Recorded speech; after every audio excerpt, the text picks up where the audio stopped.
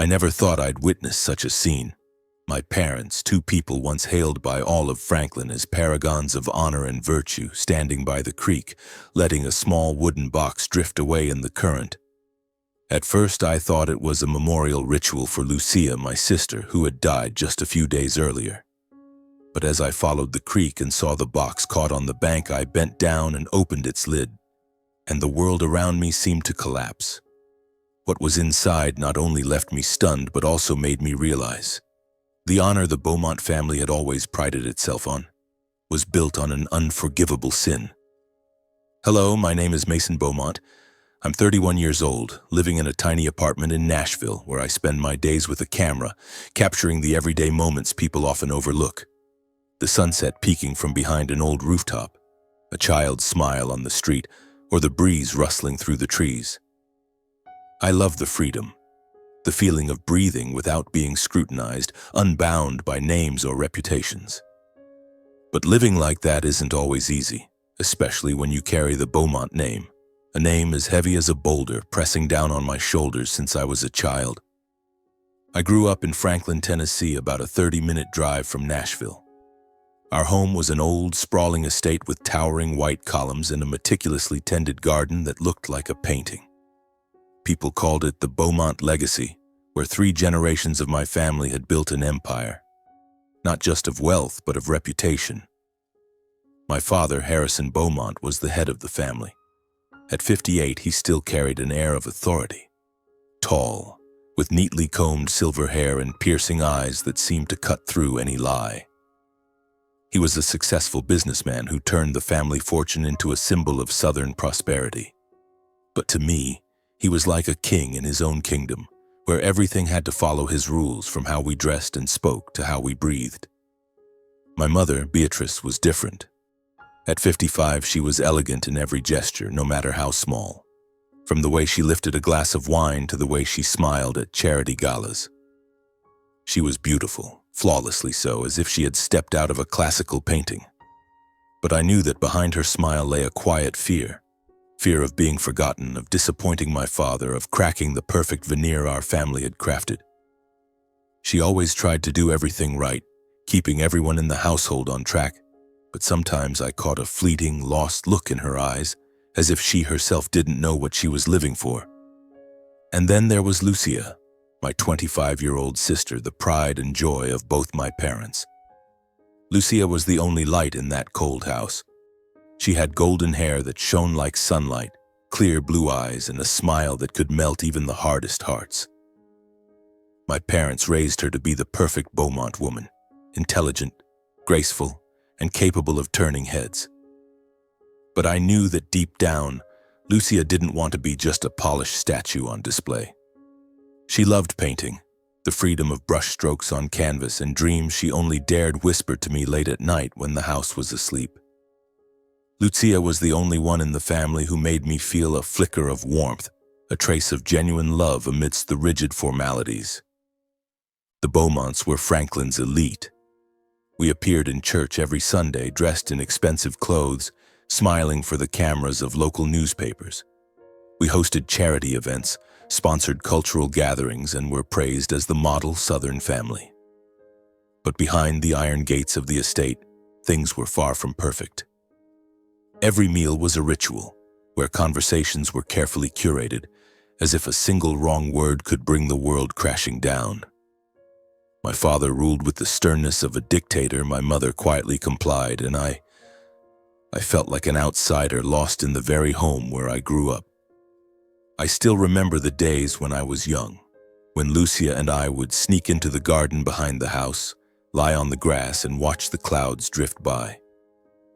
Lucia would tell me about her dreams, of becoming an artist, painting the world as she saw it, free from our parents' expectations.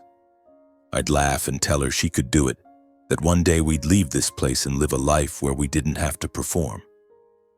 But whenever I mentioned leaving, Lucia would go quiet, her eyes tinged with fear.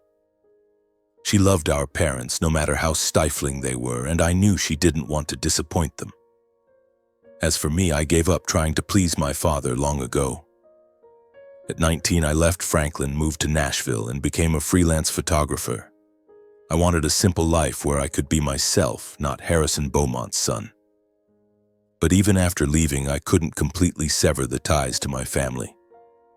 I returned to Franklin for holidays or obligatory family events. Each time I stepped through the estate's gates, I felt suffocated, as if the air thickened and pressed against my chest.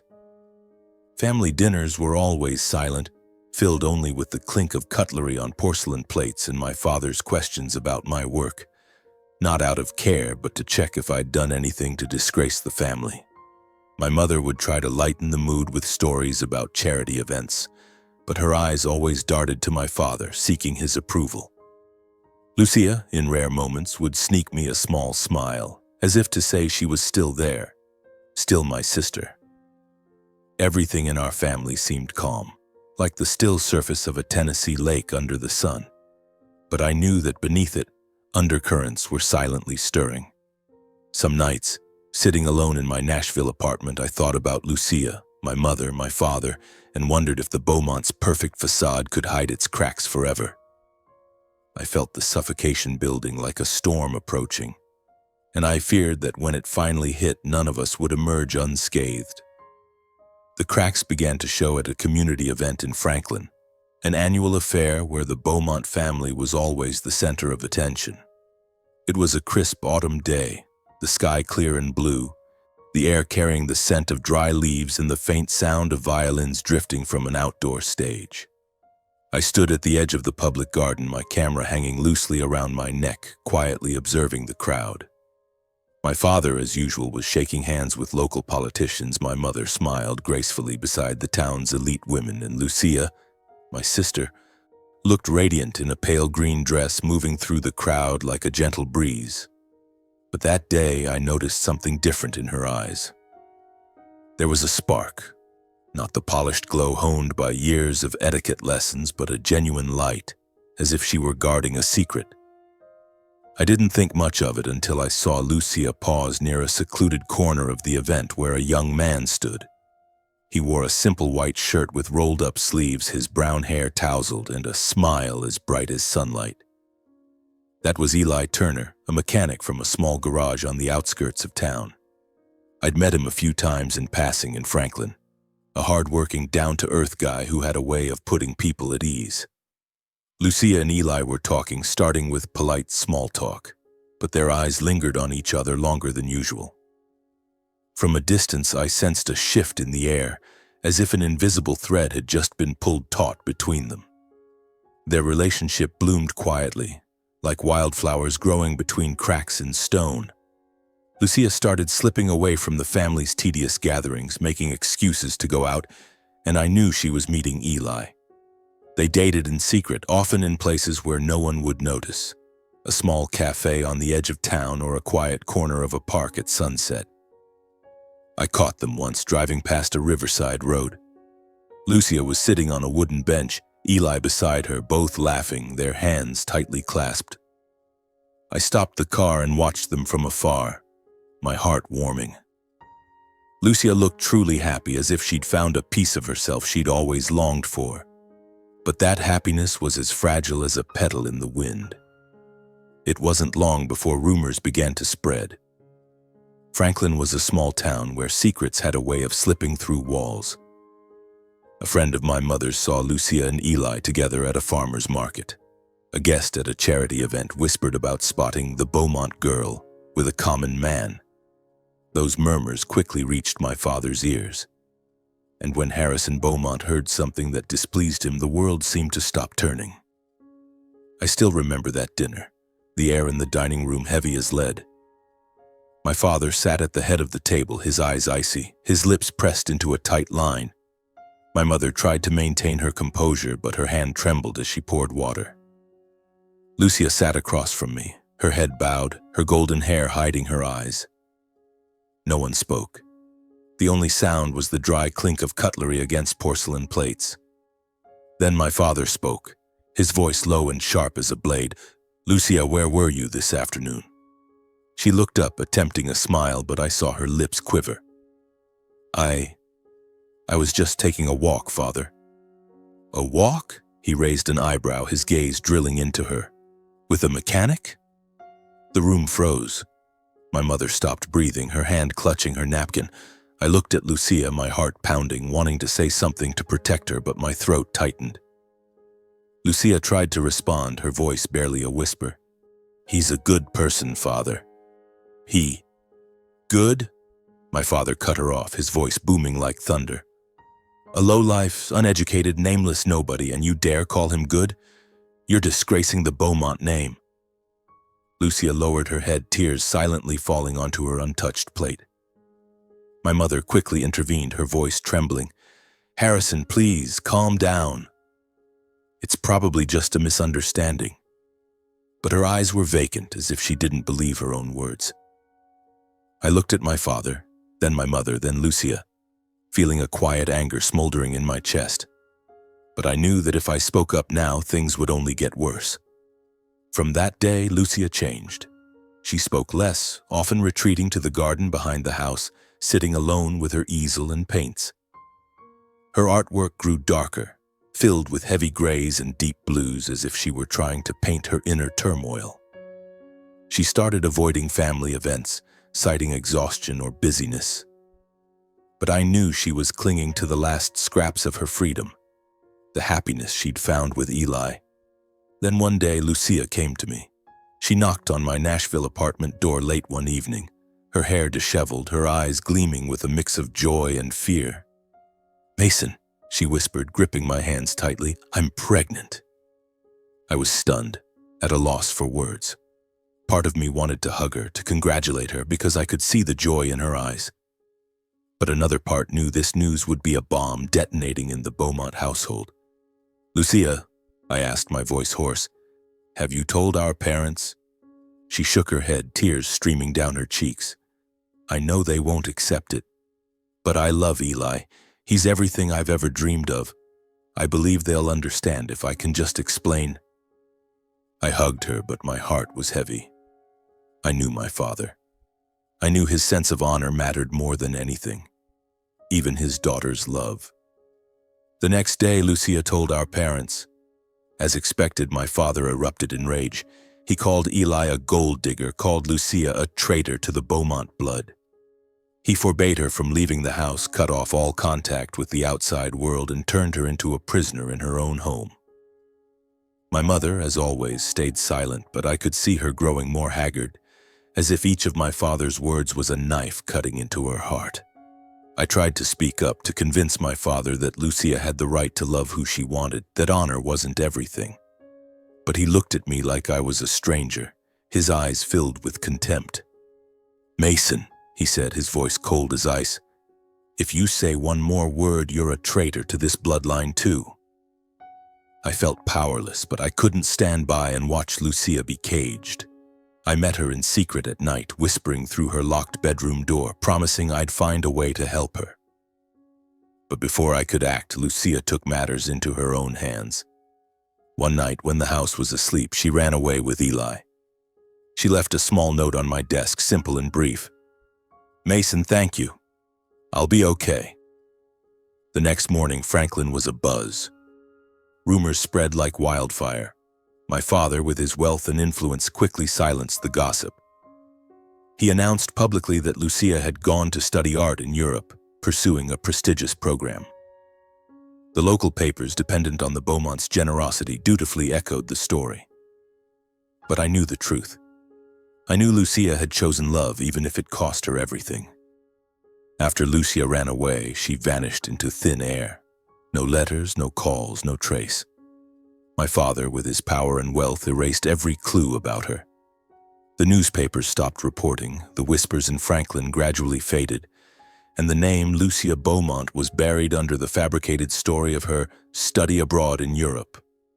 But sometimes in the quiet afternoons in Nashville, I heard vague rumors that someone had seen a girl resembling Lucia in a small town south of Franklin, living in an old wooden house with a man. I wanted to believe it was true, that Lucia was living happily with Eli, but every time I thought of it, my heart ached. I hadn't protected her, hadn't kept my promise to help her escape the cage of our family. My father forbade mentioning Lucia's name in the house. Whenever my mother or I accidentally let her name slip, he would glare at us with icy eyes, his voice low and cutting. "This family has no such person." My mother would lower her head silent while I clenched my fists under the table, trying to suppress my anger. Dinners became a lifeless ritual where we sat together but felt like shadows, unable to meet each other's eyes. My mother grew thinner, her eyes red and swollen, but she never spoke. I knew she carried a heavy burden of guilt, but she chose silence, as she had her whole life to preserve the perfect image of the Beaumont family. Months passed, and Lucia's name was slowly forgotten in that sprawling estate. I returned to Nashville, resuming my photography work, but every time I picked up my camera, I saw Lucia's face in my mind. Her radiant smile, her dreamy eyes. I wondered where she was, whether she was happy, whether the child in her womb was born into love. But there were no answers. Only long nights spent sitting by my window, watching the city lights and praying for my sister. Then one morning, everything changed. I was in my apartment, brewing coffee, when the phone rang. My mother's trembling voice came through. "Mason, come home now. Something important has happened." I asked what was wrong, but she only repeated, "Come now, Mason. Please." My heart raced, a sense of dread surging like a wave. I jumped in my car and drove frantically to Franklin, unsure of what I was about to face. When I stepped into the estate, the air was heavy as lead. My father sat in the living room holding a white envelope with the seal of Colton County Hospital. My mother stood behind him, her face pale, her hands clasped tightly. The housekeeper, Martha, stood in the corner, her eyes red and teary. I looked at my father, waiting, but he only pushed the envelope toward me, his voice low and deathly. "Read it." My hands trembled as I opened it. The words on the paper danced before my eyes. The hospital reported that a patient named Lucia Beaumont had died after giving birth, due to obstetric complications. She passed away just hours after delivery with no family or husband by her side. The newborn was still alive, temporarily under the hospital's care. No one had come to claim the child. I read it over and over, as if reading it long enough would change the words, turn it into a different story. But no, it was real. Lucia, my sister, was dead, alone, with no one by her side. I collapsed into a chair, feeling the world crumble around me. "When?" I asked, my voice hoarse. My father looked at me, his eyes empty. "The letter arrived 2 days ago." 2 days. He had kept it secret for 2 days, as if his daughter's death was just a detail to be handled discreetly. My mother burst into tears, but she wouldn't look at me. I wanted to scream, to smash everything, but I just sat there, numb, the image of Lucia's radiant smile now cutting into my heart like a knife. Lucia's funeral was held soon after, arranged meticulously by my father, discreet and elegant within the estate's grounds. Only a few close relatives were invited. No press, no outside guests, no whispers of the truth. My father wanted it kept within the family to protect the Beaumont reputation. He didn't even mention the baby, only saying curtly, "Everything has been handled." I looked at him, wanting to ask about the child, to know where it was, but his gaze was like a stone wall, stopping me. "Don't interfere, Mason," he said, his voice cold as ice. "This isn't your concern." The funeral took place on a misty morning. Lucia lay in a white coffin surrounded by lilies, her favorite flower. She looked peaceful, as if asleep, but I knew she was no longer there. My mother stood beside her, frail as a shadow, her eyes red but too dry for more tears. The few attendees, distant relatives and close friends, mourned the image of a dutiful, perfect Lucia, the ideal Beaumont daughter. No one dared mention the woman who had loved the wrong person, who had run away to live true to her heart. I stood before her portrait, overwhelmed with guilt. I hadn't protected her. I had left her alone in her final moments. Lucia didn't die from childbirth. She died because she was denied the right to live freely, rejected by her own family. After the burial, everyone quietly left. I asked my father about the baby again, but he turned away, saying I didn't need to worry. My mother looked at me, her eyes pleading, but she said nothing. I knew she was dying inside from the pain, but she lacked the courage to face the truth. That night, after everyone had left the cemetery, I stayed behind. The Franklin mist hung thick and cold, wrapping me like a damp blanket. I stood before Lucia's grave, quietly recalling the days of our childhood, when she'd grab my hand and run through the garden, laughing amid falling petals. "Mason," she once said, "one day I'll paint the whole world and you'll capture it with your camera, okay?"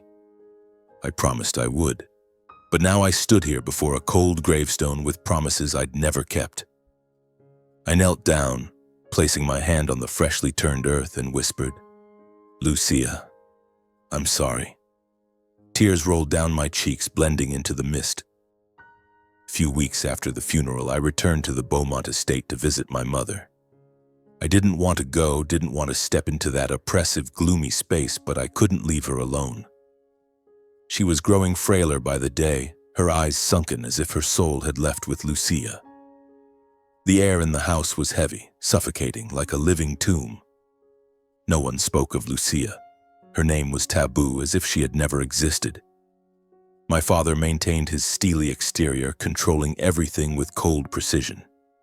But I caught glimpses of a lost look in his eyes, as if he too was fleeing from his own shadow. My mother was quieter than ever, moving like a ghost, her hands trembling as she held her teacup. I wanted to say something, to break the deadly silence, but every time I looked into her eyes, I saw only unspoken pain. I couldn't bear it. I needed air, needed to escape the house that was choking me. I walked out to the garden behind the house where Lucia and I used to play as children. The garden was still beautiful, with neatly trimmed rose bushes and a small creek babbling over stones. I stopped by the creek, taking a deep breath, trying to find a shred of peace. There I remembered the time-lapse camera I'd set up months ago, when I'd wanted to capture the beauty of nature to escape the family's tensions. The camera was still there, hidden under foliage, silently recording every moment of the creek. I retrieved the camera and checked the footage, thinking the images might bring me some comfort. But when the screen lit up, my heart stopped. Just hours earlier, at sunset, the camera had captured something I never could have imagined.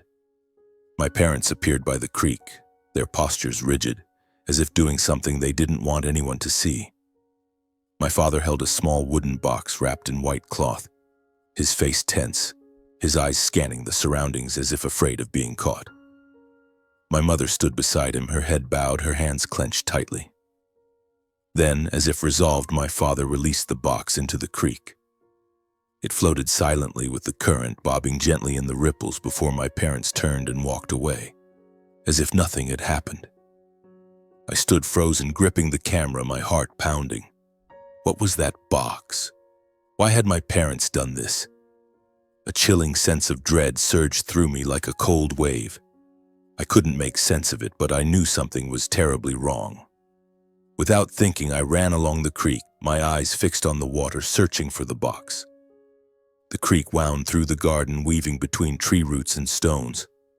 I ran nearly a mile, my breath ragged, my feet slipping on the damp earth, but I didn't stop.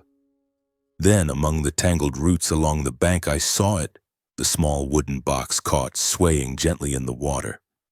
I rushed forward, the icy water soaking my shoes, but I didn't care. I lifted the box, my hands trembling. It was heavier than I expected, and as I touched it, I felt a fragile sense of life within. My heart raced, threatening to burst. I set the box on the bank, opened the lid, and the world seemed to stop. Inside, wrapped in a white cotton cloth, was a newborn baby. Its lips were bluish, its eyes closed, but its tiny chest rose and fell faintly. It was alive. I was stunned, unable to believe my eyes. This baby. I was certain it was Lucia's child, the grandchild my father had said was handled. My heart tore apart. My parents, the people who raised me, who taught me about honor and family, had done this. They had set the baby adrift in the creek, left it to die. The honor of the Beaumont family, which my father placed above all else, had turned him into someone I no longer recognized. I clutched the baby to my chest, pulling my jacket around it to keep it warm. Hot tears streamed down my face as I ran toward the main road.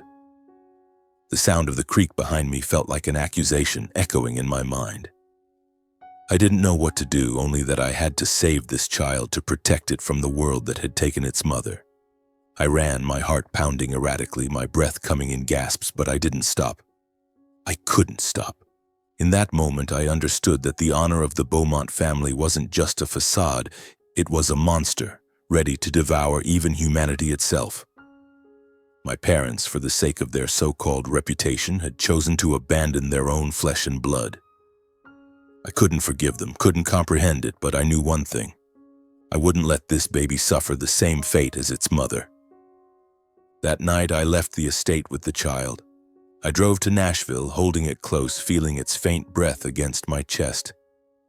I didn't know what the future held, didn't know how I'd face my parents, but I knew this was the start of a new chapter, one woven with love, guilt, and redemption in the shadows. I looked down at the baby, its eyes fluttering open, and whispered, "Lucia, I won't let your child suffer. I promise." I didn't return to Nashville right away. I knew that if my parents discovered the baby, they would do everything in their power to cover up the truth, to preserve the perfect facade of the Beaumont family. Instead, I drove to a small town over an hour from Franklin, far enough that no one would recognize me.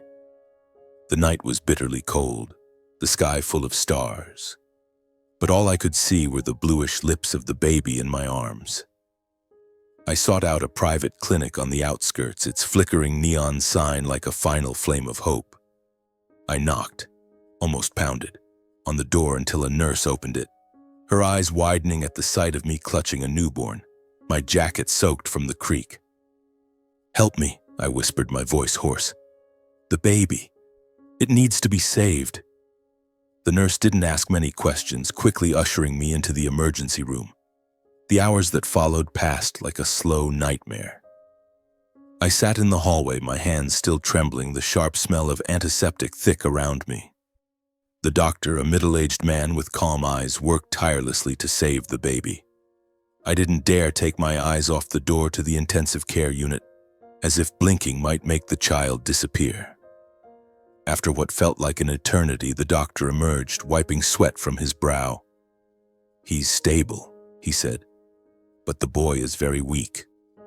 If you'd arrived a few hours later, he might not have made it." A boy. Lucia's son. I nodded, feeling as if a boulder had been lifted from my chest. I was led to a room where the boy lay in an incubator, tiny and fragile but alive. I placed my hand on the glass, tears streaming down my face. "Thank you, Lucia," I whispered. "You were strong until the end." I named him Lucian, a name meaning light in Latin.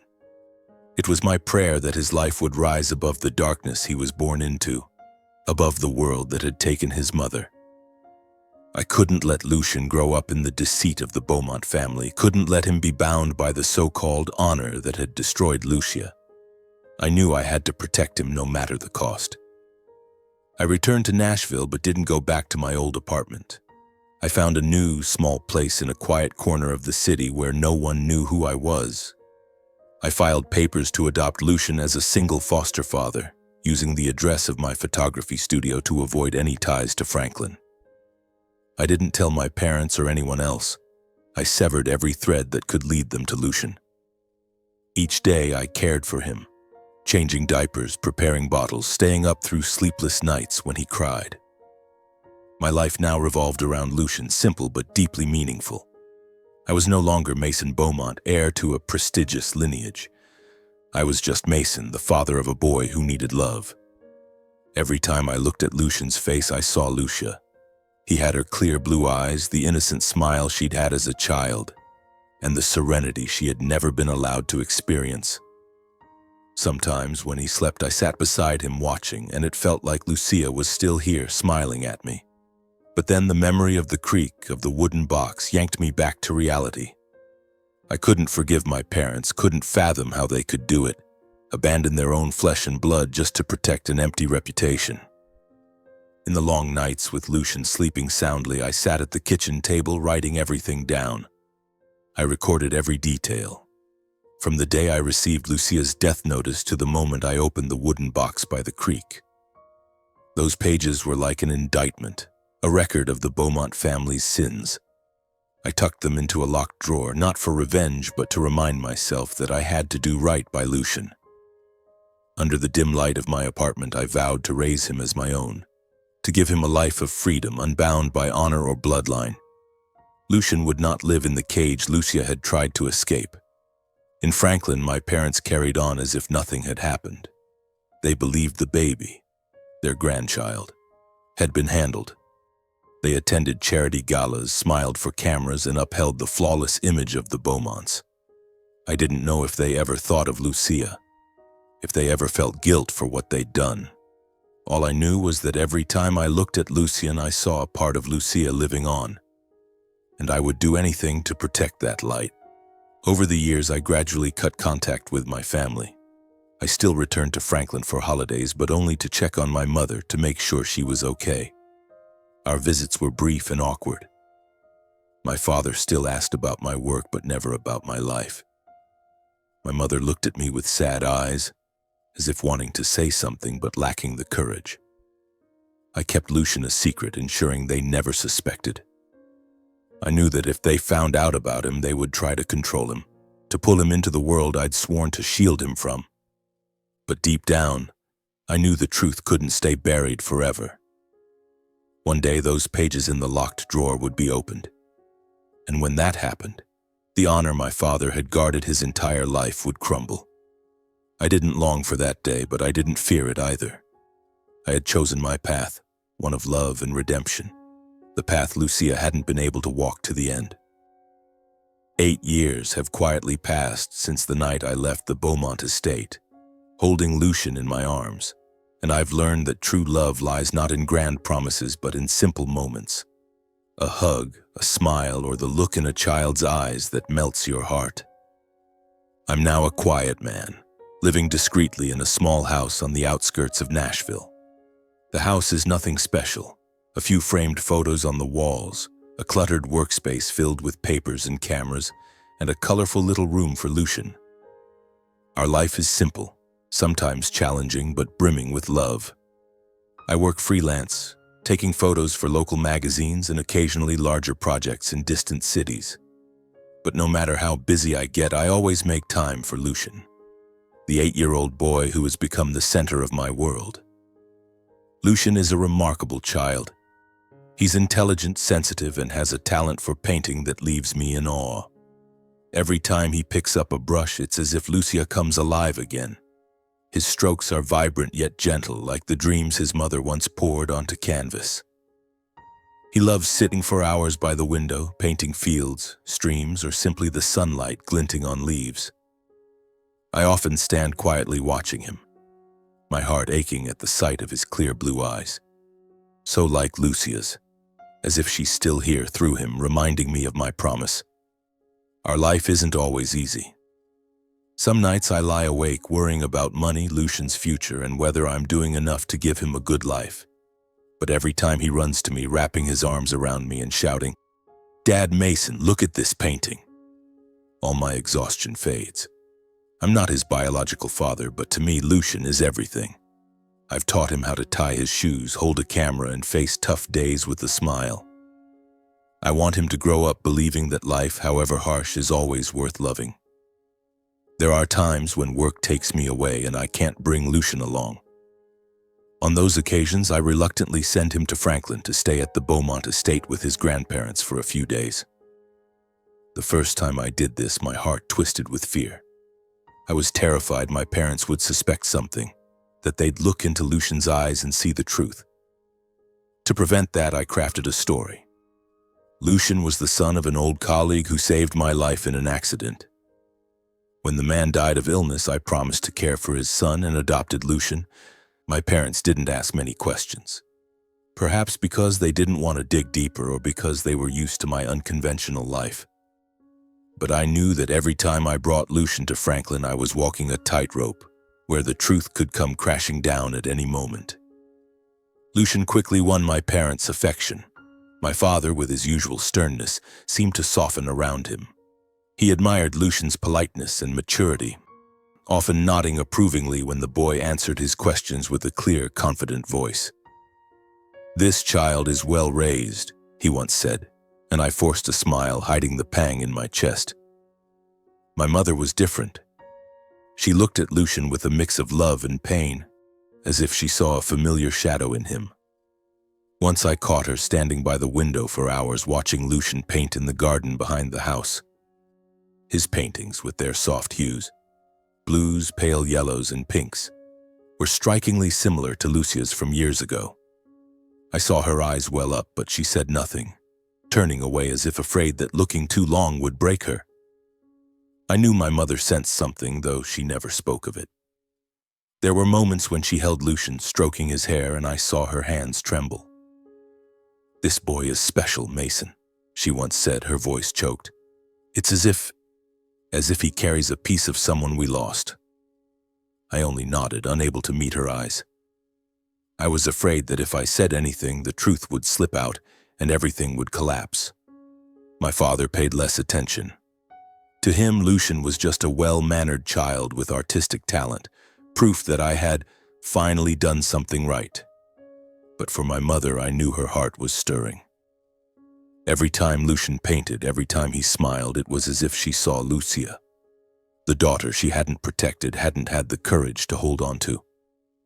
I wanted to tell her the truth, to shout that Lucian was her grandson, the blood of the Beaumonts. But I couldn't. Not out of fear, but because I didn't want Lucian to be dragged into the world that had taken his mother.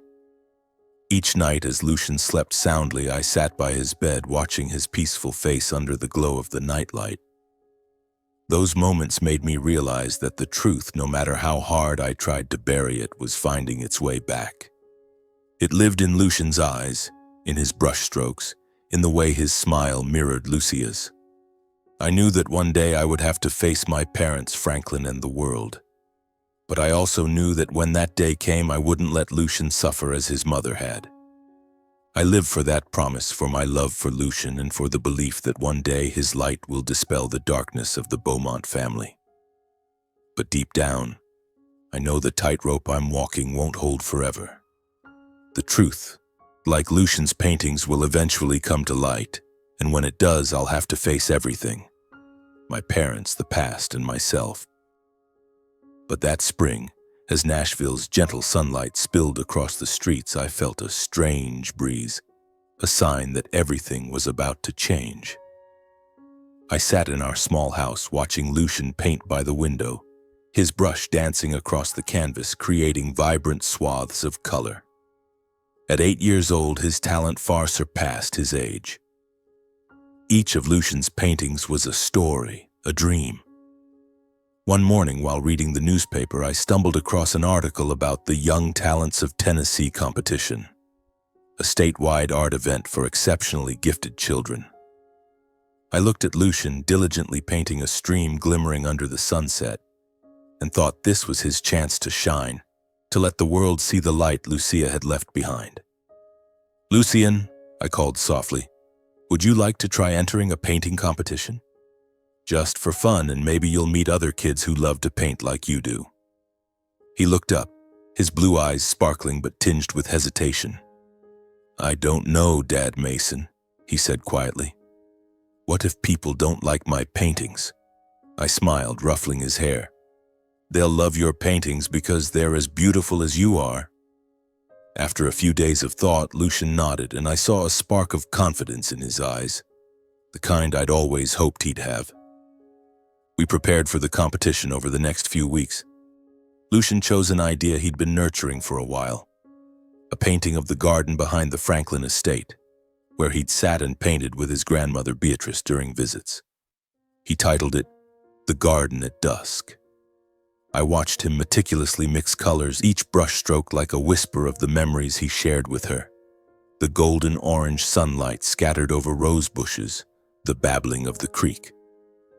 The day of the competition arrived, and Nashville glowed in the spring light. The venue was bursting with color, filled with children from across Tennessee carrying paintings, instruments, and sparkling dreams. Lucian stood among the crowd, small but confident, clutching his carefully wrapped painting. I stood behind him, my heart pounding with pride and nervousness. When the judges called his name, Lucian stepped forward, placing his painting on the easel, and I saw every eye in the room fix on him.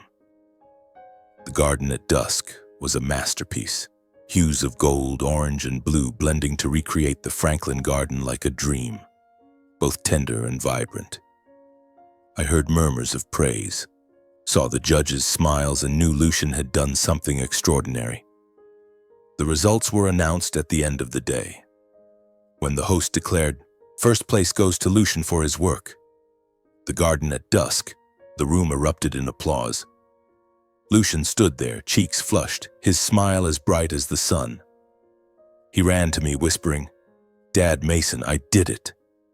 I hugged him tightly, tears falling silently. It wasn't just Lucian's victory, it was Lucia's, her light still shining through her son.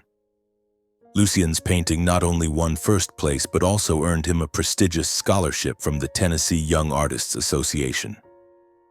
Local newspapers quickly picked up the story, calling him the talented young artist from Franklin. Images of Lucian standing beside his painting with his innocent smile and bright eyes appeared in papers and online.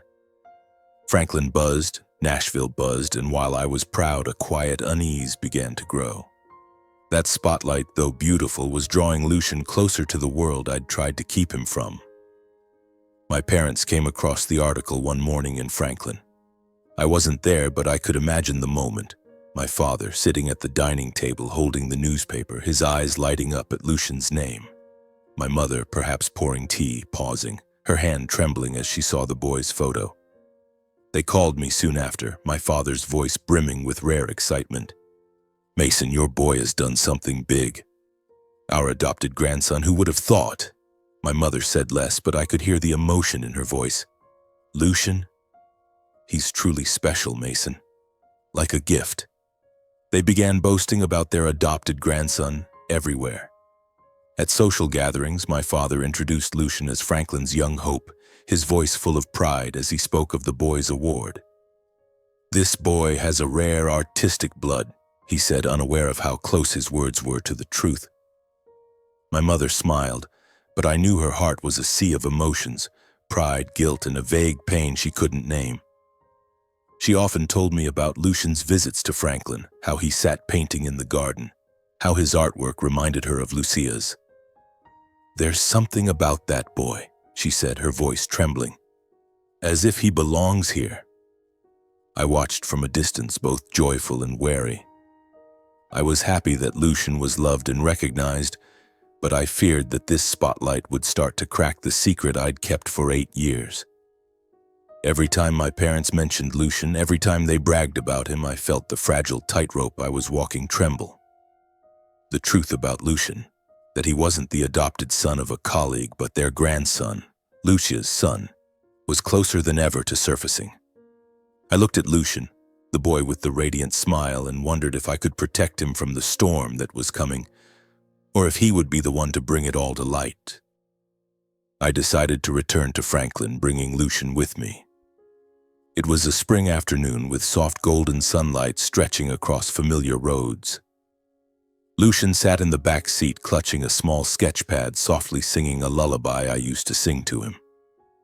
I glanced at him in the rearview mirror, my heart aching at his smile, so like Lucia's. I knew today would be the day everything changed, the day I'd face my parents, the past, and myself. In my coat pocket, I carried an old envelope containing copies of the hospital records and Lucian's birth certificate, papers I'd kept hidden for 8 years. They felt as heavy as lead, as if carrying the weight of the Beaumont family's sins. When we stepped into the estate, the air was as somber as ever. My father sat in the living room reading a newspaper, his eyes as sharp and cold as always. My mother stood by the window holding a teacup, her gaze distant as if lost in some faraway place. Lucian ran to her, calling Grandma Beatrice with a cheerful voice, and I saw her smile, but it was laced with pain. My father looked up, nodding at me, his voice low. "Mason, you're back. And our talented boy, too." He glanced at Lucian, a flicker of pride in his eyes, but I knew he still saw him only as an adopted grandson, part of the story I'd fabricated to hide the truth. I smiled at Lucian to reassure him, then said gently, "Lucian, why don't you go play in the garden for a bit? I need to talk to Grandpa and Grandma." He nodded, still carefree, and ran out to the front garden with his sketch pad, where the spring sunlight danced over the rose bushes. I waited until the door closed, until Lucian's footsteps faded into the sound of the babbling creek, before turning back to my parents. I took a deep breath and placed the envelope on the table in front of my father. "Dad, Mom," I said, my voice calm but firm, "I have something to tell you." My father frowned, setting the newspaper down. My mother turned, her teacup trembling in her hand. "Lucian isn't the adopted son of a colleague," I said slowly, as if afraid I'd lose my courage if I spoke too quickly. "He's Lucia's son, your grandson." The room fell silent, as if the air itself had stopped breathing. The ticking of the wall clock marked the slow seconds, counting down the final moments of the honor my parents had so proudly upheld. My father froze, his hand trembling slightly, his eyes locked on the envelope as if unable to believe what was before him. My mother stumbled back a step, her teacup crashing to the floor, shattering into pieces. Tears streamed down her cheeks, and I saw memories flooding back in her eyes. "No," she whispered, her voice choked. "It can't be." But as she looked through the glass door toward the garden, I knew she saw the truth. Lucian's blue eyes, his smile so like Lucia's, the brushstrokes that carried her spirit, all undeniable proof. My father remained silent, his hands gripping the edge of the table as if trying to keep himself from collapsing. I opened the envelope, pulling out the hospital records and birth certificate, and placed them before him. "This is the truth," I said, my voice steady but heavy. "Lucian is Lucia's son, the child you left in the creek, the child you said was handled." The air grew thick, as if all the oxygen had been sucked out. My father bowed his head, and for the first time in my life I saw him speechless.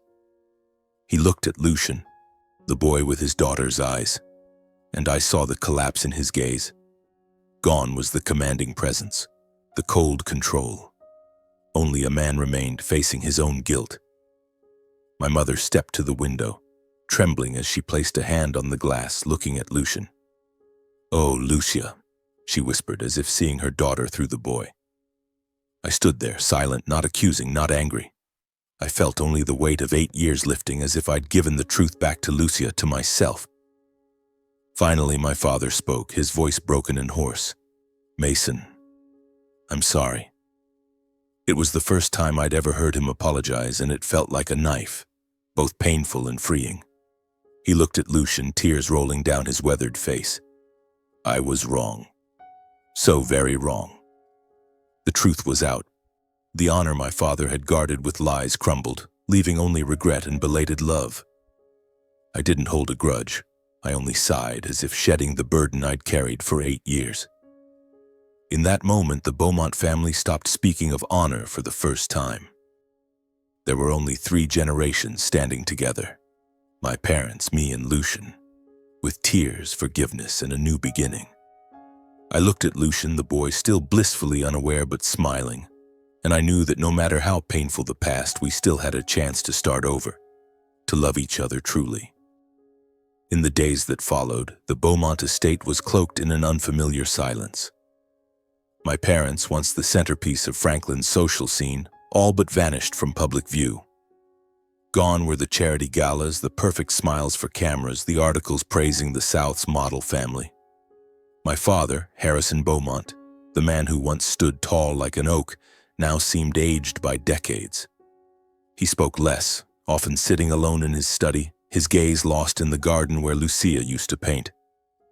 My mother, Beatrice, moved like a shadow through the house, her hands perpetually clasped as if trying to hold on to something slipping away. They were confronting their consciences, the mistakes they had tried to bury, and I knew they were in pain. I returned to Nashville, resuming my life with Lucian. I no longer avoided my parents, but I didn't seek them out either. My focus was on the boy, on mornings taking him to school, afternoons painting with him, and nights singing him to sleep. Our life was simple, sometimes strained but filled with joy. Lucian grew every day, his smile as bright as the sun, his paintings more beautiful than ever. Each time he picked up a brush, I saw Lucia, as if she lived on through her son's every stroke. All I wanted was to keep Lucian's world peaceful, to ensure he never bore the wounds his mother had carried. But one day, everything changed. It was a fall afternoon with golden leaves carpeting Nashville's streets. I had just returned from work when I saw a familiar car parked outside my house, my father's sleek black Lincoln. My heart raced, not out of fear, but because I didn't know why they were here. Lucian was playing in the front yard, wielding a stick as a pretend sword, laughing as he chased a butterfly. My parents stepped out of the car, their movements slow as if carrying the weight of a world full of guilt. My father, in a dark suit, looked weary but maintained his stern demeanor. My mother, with a silk scarf around her neck, had red-rimmed eyes that lit up when she saw Lucian. "Lucian!" she called, her voice trembling. The boy looked up, his smile radiant, and ran to hug her. "Grandma Beatrice!" "Grandpa Harrison!" he cheered, blissfully unaware of the storms that had swept through this family. I stood on the porch watching them, my heart constricting. My parents knelt down, embracing Lucian, and I saw tears stream down my mother's cheeks.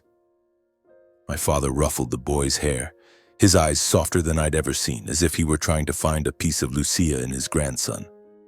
They didn't say much to me at first.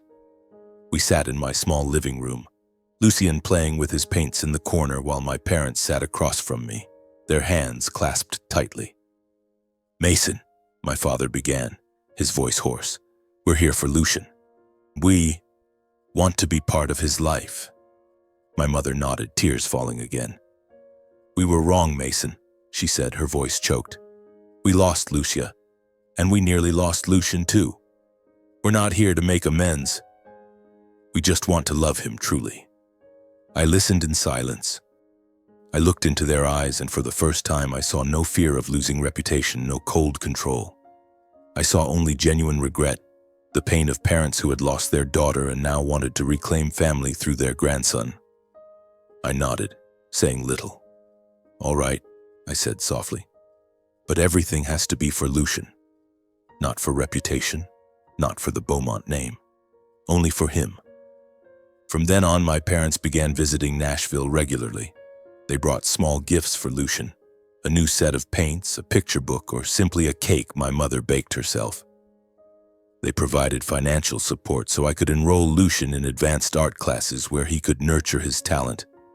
But more importantly, they spent time with him. My father, once so stern he made the whole house tremble, now sat for hours listening to Lucian talk about his paintings, nodding with genuine interest. My mother held his hand, taking him for walks in the park, her eyes lighting up every time he smiled. Those moments were simple, but to me they were worth more than any reputation. Slowly, we became a family again. Not the perfect family of charity events or newspaper articles, but a real one. Meals at my small house were now filled with Lucian's laughter, my mother's stories, and even my father's clumsy questions about painting. I watched them and I felt at peace. The past couldn't be changed. Lucia was gone and the wounds she left remained. But I understood that people could choose to live differently, to choose genuine love over empty pride. One afternoon, as Lucian painted in his room, my parents sat with me on the porch. My father looked into the distance, his voice low. "Mason, you've done what I never could. You've given that boy a real life." My mother took my hand, tears streaming down her face. "Thank you," she said, "for keeping Lucian, for keeping a piece of Lucia." I said nothing, only nodded, but in my heart, I knew this was what I'd always wanted. A family that didn't need to be perfect, just brave enough to love each other truly. Our family life gradually became simpler and warmer. I continued my photography work in Nashville, but now my camera didn't just capture moments of nature or strangers. I photographed Lucian, painting, running in the park, laughing brightly with his grandparents. I captured our modest dinners where my father shared stories of his youth, my mother smiled gently, and Lucian chimed in with innocent questions. These photos weren't perfect, not staged like the ones from the Beaumont's charity galas, but they held love, the kind I'd spent my life searching for. My father, Harrison Beaumont, once a symbol of power and prestige, changed. He stepped away from the business world, abandoning high-stakes meetings and million-dollar deals. Instead, he devoted himself to charity, funding art scholarships for underprivileged children. I saw him at small exhibitions in Franklin, standing among kids listening to their dreams. Once he brought Lucian to one of these events, and I saw him smile as the boy pointed to a painting and said, "Grandpa Harrison, this looks like the one I did at home." My father patted his shoulder, his eyes alight, not with the obsession for honor, but with the warmth of a grandfather learning to love. My mother, Beatrice, also found a way to heal. She reopened Lucia's painting room at the Franklin estate, a room that had been locked tight since Lucia ran away. She cleaned it, hung Lucia's old paintings, and turned it into a creative space for Lucian. Every time he visited Franklin, he'd run straight to that room, sit at the easel, and create vibrant artworks. My mother would stand nearby, silently watching, and I knew she saw Lucia in every brushstroke. "He's so much like your sister," she once told me, her voice trembling. "It's like she never left." I nodded, holding her hand, feeling the peace she'd rediscovered after years of fear and guilt. More than anyone, I understood that forgiveness doesn't mean forgetting. Forgiveness is learning to live with the past, accepting the wounds and turning them into strength. I didn't forget what my parents had done, the creek, the wooden box, Lucia's pain. But I chose to forgive, not for them, but for myself, for Lucian, and for the dream of a real family.